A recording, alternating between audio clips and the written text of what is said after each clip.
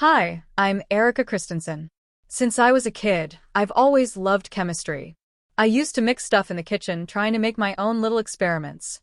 It drove my mom crazy, but I was hooked. After high school, I went to university to study chemical engineering. I got a job at a pharmaceutical company, where I worked on creating new medicines. I loved it. It felt good knowing I was helping to save lives.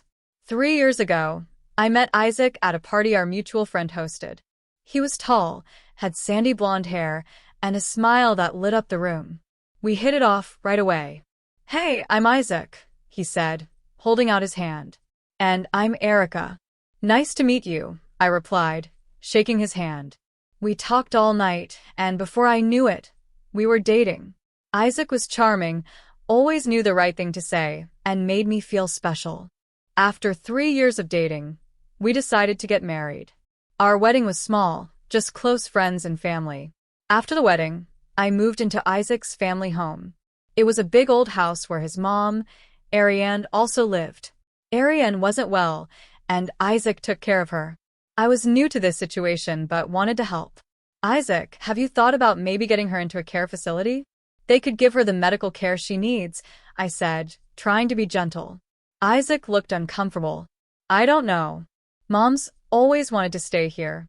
She's comfortable at home." "Yeah, but she needs more than we can give her. Just think about it, okay?" I said, hoping he'd understand. The next day, Isaac's sister, Britney, came over. Britney was always on edge and liked to complain. She had recently lost her older husband, who left her quite a bit of money. We didn't really get along. "Isaac, what's this I hear about putting Mom in a home?" Britney snapped the moment she walked in. "I just mentioned it as an option," Isaac replied. I tried to stay calm. "Well, it's not happening. Mom will stay here until the end," Britney said firmly, glaring at me. I decided to drop the subject. Britney was still mourning her husband, and I didn't want to make things harder for her. But dealing with her wasn't easy. She had a habit of showing up unannounced and making everything more difficult. She never liked me and made it obvious whenever she could. One evening, I was in the kitchen cooking dinner, a simple chicken dish with vegetables. It was nothing fancy, but still tasty. Britney walked in without knocking, as usual. "Erica, you're cooking again," she said, wrinkling her nose. "You know Mom liked her food with real flavor, not this bland stuff." "Good evening to you too, Britney," I replied, trying to stay calm. "I'm doing my best with what we have." "Well, it's not enough. Maybe you should try harder," she snapped. I bit my tongue, not wanting to argue. Isaac walked in just then, sensing the tension. "Hey, what's going on here?" he asked, looking between us. "Your wife thinks bland chicken is good enough for Mom," Britney said with a huff, then stormed out of the kitchen. Isaac turned to me, clearly frustrated. "Erica, can't you just try to get along with her? She's been through a lot." "Isaac, I'm trying my best, but she's always criticizing me. Nothing I do seems good enough for her," I said, feeling the weight of it all. The next few days were tense. Britney kept showing up unannounced, and each time she found something new to complain about. It felt like I was walking on eggshells, never knowing what might set her off. One evening, she came over and started picking at the house. "Erica, this place is a mess. Don't you ever clean?" she said, looking around with disgust. "I clean every day, Britney. Maybe if you actually helped, it wouldn't be so hard to keep up," I snapped, finally losing my patience. "How dare you talk to me like that? I'm just trying to help," she yelled back. "Help? By criticizing everything I do? That's not helping, Britney," I shot back, feeling my anger rise. "Erica, calm down," Isaac said, stepping between us. "Calm down? She's constantly attacking me, and I'm supposed to just take it," I said, frustration boiling over. Britney glared at me and stormed out of the house. I felt both relief and anger, but the tension lingered. Dealing with Britney was never easy. She'd breeze in, spend a few minutes in her mother's room, criticize me, and leave without helping. I started avoiding being home when Britney came around. It was just easier that way. 8 months later, Ariane's health got worse, and she passed away. It was a hard time for everyone, especially Isaac. The funeral was somber, but Britney's behavior made it even more stressful. At the graveside, Britney turned to me, her face filled with anger. "Erica, if you'd found the right medicine, Mom might still be here," she said bitterly. I was stunned. "Britney, I'm not a doctor. I did everything I could." "Those are just excuses," she snapped, not caring how much her words hurt. After the funeral, I told Isaac he needed to talk to Britney and set things straight. "Isaac, you've got to talk to her. She can't keep blaming me for everything," I said, trying to stay calm. "Erica, you're just making things worse. Stop provoking her," he said sharply. His words hit me like a punch to the gut. I couldn't believe he thought I was the problem. It was insulting and hurtful, especially after everything I'd done to care for his mom. The months after Ariane's death were rough. I was still trying to process Britney's accusations from the funeral. I needed a distraction, so I decided to clean out Ariane's old room. Maybe it would help clear my mind. As I sorted through her belongings, I found a stack of medical documents in her desk drawer. I flipped through them, trying to make sense of what I was seeing. One report from 4 years ago showed that Ariane had been in excellent health. But recently, she had died of internal bleeding. It didn't add up. When Isaac came home from work, he looked tired. "Hey, what are you up to?" he asked, peeking into the room. "I found some of your mom's medical papers," I said, holding up the documents. I held up the documents. "Look at this, 4 years ago, your mom was fine. Then she dies of internal bleedings." Isaac frowned as he took the papers from me. "Yeah, that is strange. What are you thinking?" "I'm not sure yet, but it doesn't make sense," I said, feeling uneasy. "Didn't Britney's husband die of the same thing?" Isaac nodded slowly. "Yeah, he did. Internal bleeding just like Mom. And they both had unexplained bruises." My heart started to race. Bruises like that can happen if someone's taking blood thinners, but neither of them were on any, right? "No, they weren't," Isaac said, shaking his head. "What are you saying, Erica?" "I don't know yet, but it's weird. Maybe I'm overthinking it," I said, trying to stay calm. A few days later, I noticed bruises on my own arms and legs. I hadn't bumped into anything, so it didn't make sense. Worried, I decided to run a blood test at my lab just to be safe. When the results came back, I was shocked. My blood had high levels of warfarin, a powerful blood thinner. I hadn't taken anything like that. "Isaac, we need to talk," I said, finding him in the living room. "What is it now, Erica?" he asked, sounding frustrated. "I found warfarin in my blood. Someone's been poisoning me," I said, showing him the lab results. "Who would do that?" "It doesn't make any sense," Isaac said, shaking his head. "I don't know, but I have a bad feeling about this. I think it's connected to what happened to your mom and Britney's husband," I said, feeling a chill run down my spine. "Erica, you're starting to sound paranoid," Isaac said, frowning. "I'm not paranoid. This is real. We need to figure out who's behind this," I said firmly. I felt desperate as we talked. Then, as usual, Britney walked in without knocking. "What's going on here?" she asked, looking between us. "Erica thinks someone's been poisoning her," Isaac said, holding up my lab results. "Poisoning? That's ridiculous. She works in a lab. Maybe she took something by accident," Britney said, her voice dripping with sarcasm. "I didn't take anything by accident, Britney. This is serious," I said, glaring at her. "Oh, please. You're always looking for drama. Maybe you should focus on your own problems instead of dragging everyone else into them," Britney shot back, rolling her eyes. "Britney, this isn't drama. This is my life we're talking about," I said, my anger boiling over. "Erica, calm down," Isaac said, stepping between us. "We need to think this through." "Calm down? Your sister's accusing me of making this up, and you want me to calm down?" I yelled, frustration bubbling over. "Erica, you're acting crazy. We can't keep doing this. We need a divorce," Isaac said, his voice flat and final. "Divorce? Are you serious? You're going to believe her over me?" I asked, the shock hitting me like a punch. "Yes, Erica. You're always stirring things up. I can't take it anymore," he said, looking away. Britney smirked, clearly pleased with how things were playing out. I felt numb as I packed my things, the reality sinking in. I couldn't believe this was how it was ending. Britney watched with a triumphant smile as I left the house, my heart heavy with betrayal and disbelief. After leaving Isaac, I rented a small apartment near my work. Moving on was hard, but I was determined to figure out the truth. I went over all the facts, and it became clear. Britney was behind everything. She had poisoned her husband, her mother, and now she had tried to do the same to me. I hired a private detective named Jake to dig deeper. I handed him everything I had, the lab results, the medical records, and my notes. "Jake, I need you to find out everything about Britney. I'm sure she's behind this," I said, feeling a mix of anger and determination. I handed Jake the stack of papers. "Got it, Erica. I'll start right away." "Give me 3 weeks," he said, nodding firmly. 3 weeks later, Jake called. "Erica, we need to meet. I've got some information." We met at a quiet cafe. Jake had a serious look on his face and a thick folder in his hand. "All right, what did you find?" I asked, my stomach in knots. "Britney's in serious financial trouble. She's spent all the money her husband left her and now has huge debts," Jake explained, opening the folder.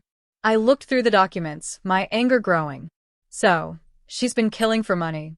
First her husband, then her mom, and now she tried to kill me. It looks that way." "She's desperate and dangerous," Jake said, his voice steady. I decided to confront Isaac. I called him. "Isaac, it's Erica. Can we talk?" I asked, keeping my voice steady but firm. "What is this about, Erica?" he asked, sounding tired. "It's important. It's about Britney," I replied, trying to stay calm. "All right, come over," he said. His voice had an unexpected warmth. I drove to his house, my heart pounding. I had everything ready to confront him about Britney. When I walked in, Isaac greeted me with a warm smile, catching me off guard. "Erica, glad you came. I was thinking, today's our anniversary," he said, holding up a bottle of wine. "Isaac, we need to talk." "It's serious," I said, trying to steady my voice. "Let's hold off on that for a bit. Come on, let's have a drink. It's our anniversary," he insisted, pouring 2 glasses of wine. I hesitated, but finally agreed. "All right, just for a bit. Then we need to talk." We clinked glasses, and I took a sip, trying to push my anxiety aside. But after a few minutes, I started feeling dizzy and sick. "Isaac, I feel really sick." "Where did you get this wine?" I asked, gripping the table for support. "Britney brought it from France. She said it's special." "I've been drinking it for a while," he replied, looking concerned. "Isaac, this wine is poisoned. Britney's trying to kill you for the inheritance. Call 112 now." I managed to say before collapsing to the floor, my vision blurring as I lay there, barely conscious. I heard the door open, and Britney's voice filled the room. "What's going on here?" she demanded when she saw me on the floor. "Erica says the wine's poisoned. She's really sick," Isaac said, panic in his voice. "Poisoned? She's drunk and making up lies to turn you against me," Britney snapped, her voice sharp and angry. "I'll get a cold compress," Isaac said, rushing to the kitchen. Britney knelt beside me, her face twisted into a cruel smile. "It's over for you, Erica. In a few hours, you'll die from internal bleeding. Then it'll be Isaac's turn, and everything will be mine," she whispered. I tried to speak, but my body wouldn't respond. The room spun, and I felt myself slipping away. The last thing I heard was Isaac returning, his voice filled with worry and confusion. Then everything went dark. I woke up a few days later in the hospital. My body ached, and my mind felt foggy. The room was quiet except for the faint beeping of machines. I blinked a few times to clear my vision and saw a nurse moving around the room. "Hey, you're awake," she said with a bright smile. "How are you feeling?" "Like I've been run over," I muttered, my throat dry and scratchy. "What happened?" "You've been out for a few days. Your husband called for help just in time, even though his sister tried her best to stop him," the nurse said, shaking her head. "She was quite the piece of work, that one," Isaac called, "even with Britney trying to stop him?" I asked, feeling a mix of relief and surprise. "Yeah, he did. Good thing, too. The doctor said another hour and it might have been too late," she said. Just then, the door opened and Jake, the private detective, walked in with a police officer. Jake introduced him as Officer Nicholas. "Erica, glad to see you're awake," Jake said, pulling up a chair next to my bed. "Jake, Officer Nicholas, what's going on? What happened with Britney?" I asked, my voice still weak. "Erica, you did it.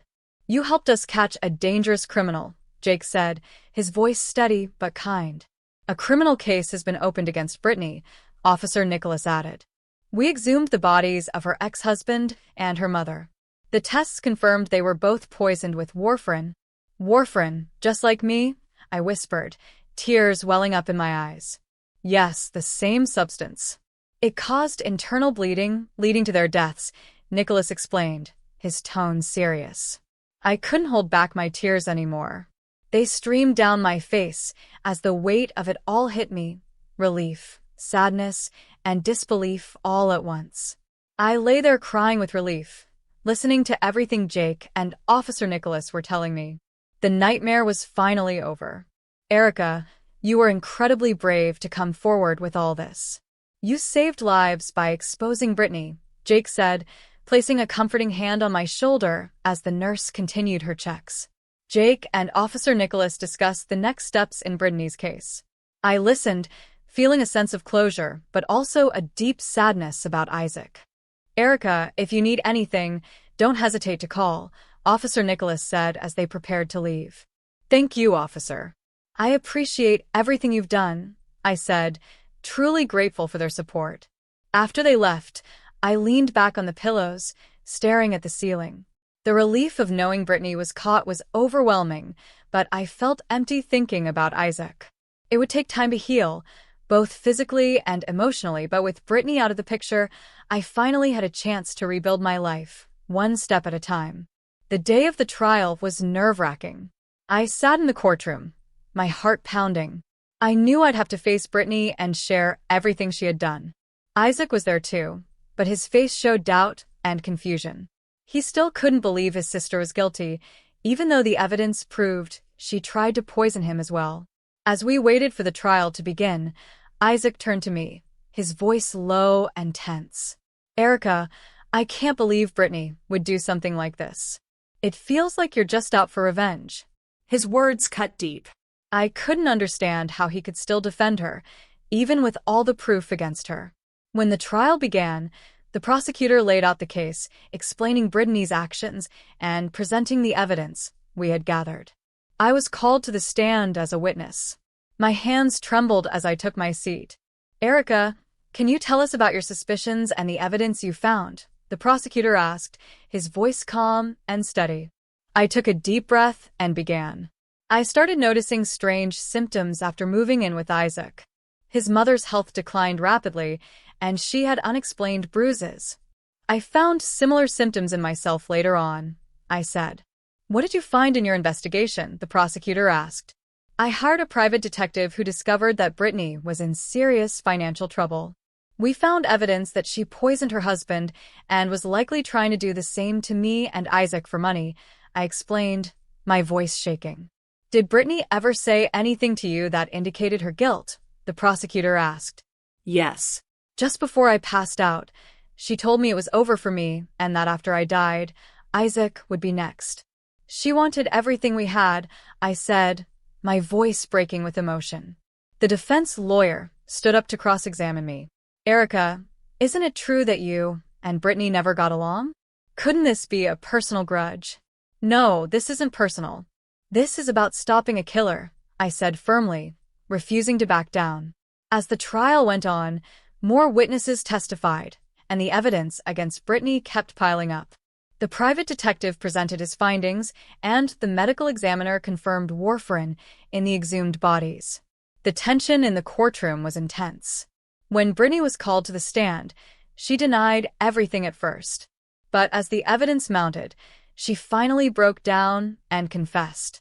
At the next hearing, Britney looked at Isaac with a cruel, mocking smile. "Yes, I did it. I poisoned my husband, our mother, and I tried to poison you and Erica. I wanted it all, the money, the property. And look at you now, crying like a baby." Isaac's face crumpled, tears streaming down his cheeks. "Britney, how could you?" he asked, his voice trembling. She laughed, a cold, heartless sound that sent chills down my spine. "You were always so gullible, Isaac. You never saw what was right in front of you." The judge's gavel banged loudly, calling for order in the courtroom. Britney was convicted of 2 counts of premeditated murder and the attempted murders of me and Isaac. She was sentenced to a long prison term, her smug smile fading as the guards led her away in handcuffs. After the trial, the weight of everything began to lift, but the scars, both emotional and physical, remained. It would take time to heal, but I was determined to move forward and rebuild my life. Isaac and I would never be the same, but at least the nightmare was finally over. I made the tough decision to divorce Isaac. There was too much pain and betrayal to fix things between us. I went through treatment to recover from the poisoning, and I heard from friends that Isaac was also getting treatment since Britney had tried to poison him too. In my new apartment, I focused on rebuilding my life. It was small but cozy, a fresh start away from all the chaos. I worked on getting healthier and finding some peace. One afternoon, I was having coffee with my friend Brianna, who had been my rock through everything. "So, how are you really doing, Erica?" Brianna asked, her eyes full of concern. "I'm getting there one day at a time. It's been hard, but I'm trying to move on," I replied, sipping my coffee. "Have you heard from Isaac?" she asked, raising an eyebrow. "Yeah, he's tried to reach out a few times to patch things up," I said, rolling my eyes. "But I told him it's over." "Good for you. After everything he put you through, you deserve better," she said, nodding with approval. "I just can't forget how he trusted Britney over me again and again. Trust is everything in a marriage, and once it's gone, there's no going back," I said, feeling a pang of sadness. "You're right. You need someone who believes in you and stands by you no matter what," Brianna said, squeezing my hand. One day, I was sorting through old photos, trying to decide what to keep and what to toss. Each picture brought back memories, some happy, others painful. My phone buzzed with a message from Isaac. I hesitated but opened it. "Erica, I know I've hurt you deeply. Can we please talk one last time?" The message read. I took a deep breath and replied, "Isaac, there's nothing left to say. We both need to move on. I wish you well, but this chapter is closed." I hit send and felt a mix of relief and finality. It was time to close that door for good. In the evenings, I took up painting to relax and express myself. It was therapeutic, a way to pour my emotions into something positive. I also joined a local book club, meeting new people and slowly building a new circle of friends. Every day was a step toward healing. I was determined to create a life filled with trust, joy, and peace. The past would always be part of me, but it didn't define my future. I was ready to embrace whatever came next, stronger and wiser than before.